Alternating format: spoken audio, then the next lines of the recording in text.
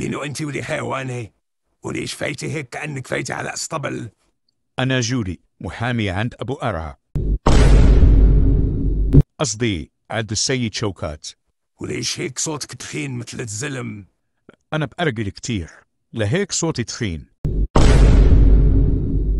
قل لي يا سيد أبو جودات، ليش حابس موكلي أبو أرعى؟ هيك مرق. مو من حقك تحبس حرية مواطن بدون سبب واضح. أنا رح اشتكيك للأمن العام وبدك تتحاسب. خلاص يا ولي حيواني، أنا أبو جودة ما بخاف من حدا، لا أمن عام ولا خاص، وفيني أحبسك أنت كمان. ليش مين مفكر حالك؟ هلأ بتعرفي. أبو عصام، أنت حر، فينك تروح،